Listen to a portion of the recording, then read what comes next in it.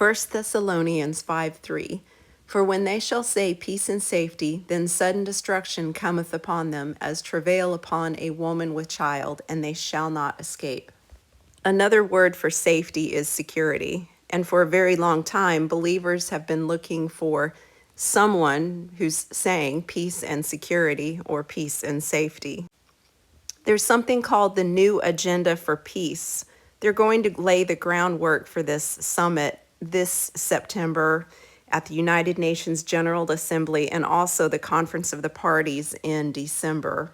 But it will actually be taking place next year, 2024. I was looking through this document called A New Agenda for Peace, and I noticed peace and security is mentioned 38 times through the document. Part of the New Agenda for Peace involves investing in prevention of conflict arising, not conflict resolution, but preventing conflict.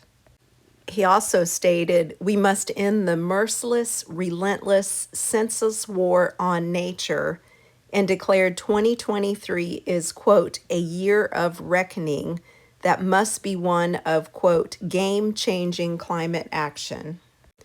The fourth category is respect for diversity and universality of cultural rights. He says culture is humanity's heart and soul, and warns that cultural rights are being attacked and differences are being, quote, weaponized. He's calling for those with influence to stop the spread of what he calls misinformation and disinformation. He's quoted as saying, stop the hate, set up strong guardrails, be accountable for language that causes harm. He says we will also further strengthen our focus on how misinformation and disinformation are impacting progress on global issues, including the climate crisis. The fifth focus is progress toward gender equality. Number 6 are civil and political rights as the basis of inclusive societies. He said the pandemic was used as cover for a pandemic of civil and political rights violations. The last section includes the rights of future generations. He says we must bring the rights of future generations to the forefront of global discussion. Quote, making peace with nature, ensuring a free, open, inclusive digital future for all, have a global digital compact, eliminate weapons of mass destruction, and build more just and inclusive governance. While they are saying peace and security, this is only one part. Another part is in December, but most of this is September 2024. I'm sure many of you who are watching this are familiar with Hourly Watch. He did this amazing depiction of the constellation Virgo. He pointed out there is an asteroid in the woman's belly named Child. The constellation will appear this way September 19th, 2023. September 21st, 2023 is the International Day of Peace at the United Nations.